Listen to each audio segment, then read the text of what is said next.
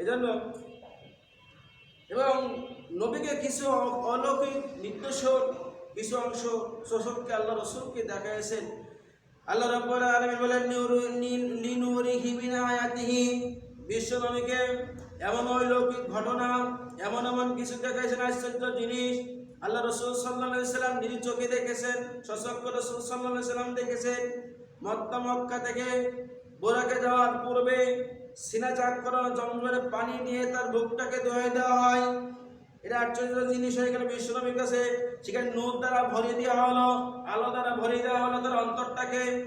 এবং তারপর মুকাদ্দাস নিয়ে সেই বাইতুল মুকাদ্দাসে বাইতুল মামুনে ফেরেশতাদেরকে নিয়ে আল্লাহ রাসূল সাল্লাল্লাহু আলাইহি সাল্লাম 2 রাকাত নামাজ পড়লেন সুবহানাল্লাহ, কাদেরকে নিয়ে?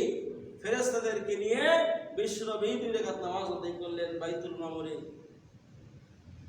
ফেরেশতারা রাসূল সাল্লাল্লাহু আলাইহি সাল্লামের ইমামতি করলেন, ফেরেশতারা তার পেছনে ইক্তেদা করলেন। এবং তিনি আসমানে প্রথম এবং 7 আসমান পর্যন্ত গমন করলেন। প্রথম আসমান দেখলেন, দ্বিতীয় আসমান দেখেছেন, তৃতীয় আসমান দেখেছেন, চতুর্থ আসমান দেখেছেন, পঞ্চম আসমান, ষষ্ঠ আসমান, সপ্তম আসমান গমন করলেন। এবং ফেরেশতাদের কলম দিয়ে লেখা যে খসখসে আওয়াজ শুনলেন। ফেরেশতারা যে আমাদের নেকি এবং গুনাহ লেখে, এই যে কলমটা লেখে সেই লেখার শব্দ বিশ্বনবী শুনতে পেলেন।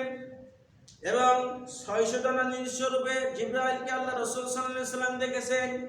সিদরাতুল মুনতাহার কুল বৃক্ষ দেখেছেন, যে কুল গাছের পাতাগুলো হাতির কানের মতন এবং ফলগুলো গামলার মতো। সুবহানাল্লাহ। আর রাসূলকে যে কুল বৃক্ষ, এবারে কুল গাছ বলি না, সেই কুল বৃক্ষ বিশ্বনবীকে দেখালে যে কুলের পাতাগুলো হাতির কানের মতো এবং যে ফলটা ওই ফলটা গামলার মতো। কত বড় দেখছেন একটা কুল।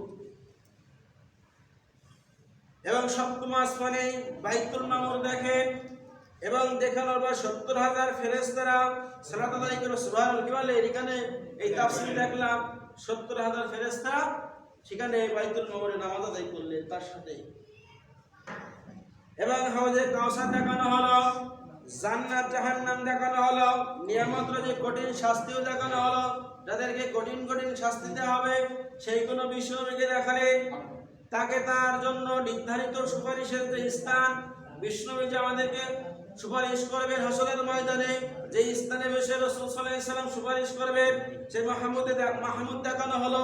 যে স্থানে বিশ্বনবী দাঁড়ায় আমাদের জন্য সুপারিশ করবেন সেই স্থানটাও কে বিশ্বনবীকে দেখানো হলো। সুবহানাল্লাহ। এবং সিদরাতুল মুনতাহার পৌঁছালো, আল্লাহর সাথে কথা এবং 5 ওয়াক্ত নামাজ। কয়েকদিন আসলে 5 ওয়াক্ত নামাজ নিয়ে আসছেন আমাদের জন্য। এবং সরাসরি আল্লাহকে দেখেননি, অনেকে বলে যা সরাসরি আল্লাহকে দেখেছে। এই তাফসীরেতে সরাসরি আল্লাহকে দেখা যায়নি। আল্লাহ তাআলা নূর দেখেছিল বিশ্বনবী। সুবহানাল্লাহ। কি দেখেছিল? আল্লাহ নূর, আলো দেখেছিল। মুসলমান কি দেখতে পারছিল? আলো দেখেছে, নূর দেখেছে। আল্লাহর যে নূরের তাজাল্লি, ওরা দেখলে এমনি বেহুশ হয়ে যাবে, সে দেখবে সেই বেহুশ হয়ে যাবে। নবীরা পর্যন্ত বেহুশ হয়ে গেছে তার নূরের তাজাল্লি দেখে। হ্যাঁ, আল্লাহকে আপনি সশককে দেখতে পারবেন, আপনি দেখতে পারবো যদি জান্নাতে যাবে। সুবহানাল্লাহ। জান্নাতে গেলে আল্লাহকে সরাসরি দেখতে পারবেন।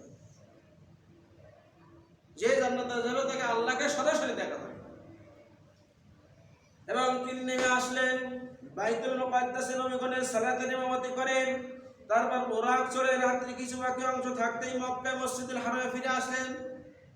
এবং তিনি একই রাত্রে জান্নাত জাহান্নাম যা কিছু আছে বিশ্বনবীকে আল্লাহ তাআলা দেখালেন।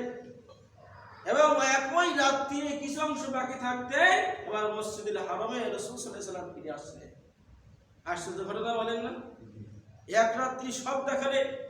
যেখানে মসজিদুল হারাম থেকে বাইতুল আকসা পর্যন্ত যাইতে এই তাফসীরে আসে 2 মাস সময় লাগে। কয় মাস? 2 মাস সময় লাগে। আর একের রাত্রে সেই বাইতুল মুকাদ্দাস, মসজিদুল আকসা পর্যন্ত সব উনি ভ্রমণ করে চলে আসলেন। অন্যান্য নবীদের যে নির্দেশনা ছিল সেগুলো দেখানো হয়েছে। এখন ওইগুলো বলার সময় সংক্ষেপ এবং অন্যান্য ঘটনাগুলো সংক্ষেপ তুলে ধরবে। এবং বিশ্বনবী যখন মিরাজ সম্পন্ন করে ফিরে আসলেন এবং যখন কুরাইশদের সাথে বলতে লাগলেন, তাদের সাথে কুরাইশদের সাথে যে বলতে লাগলেন আমি আজকে রাত্রে মিলে আল্লাহর সাথে সাক্ষাৎ করে আসছি, জান্নাত জাহান্নাম দেখেছি, বাইতুল মামুর দেখেছি, তুর পাহাড়ে দেখেছি, বাইতুল আকসায় গেছি, বাইতুল আকসায় গেছি, বিভিন্ন সব কিছু দেখে আসছি। কুরাইশের সামনে এই কথাগুলো তুলে ধরলো, তখন তারা বিশ্বাস করতে লাগলো না।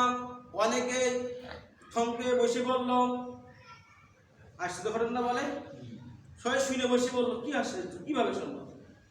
কুরাইশরা আবু জাহেল তো বিশ্বাস করতে পারছে না, ওটা তো বিশ্বাস করছে না। আবু জাহেল বলে, আবু বকর তোমার নবী তো পাগল হয়ে গেছে। কি বলছে? আবু বকর তোমার নবী তো পাগল হয়ে গেছে। আবু বকর রাদিয়াল্লাহু বলেন, আমার রাসূলকে এগুলো সত্য, এগুলোকে বলেছে আপনাদের সামনে? হ্যাঁ, এগুলো বলেছে। তাহলে আল্লাহ রাসূল সাল্লাল্লাহু আলাইহি ওয়াসাল্লাম সত্য বলেছেন? সুবহানাল্লাহ। আবু বকর বললেন কি, আল্লাহ রাসূল সাল্লাল্লাহু আলাইহি ওয়াসাল্লাম এগুলো সত্যই বলেছে।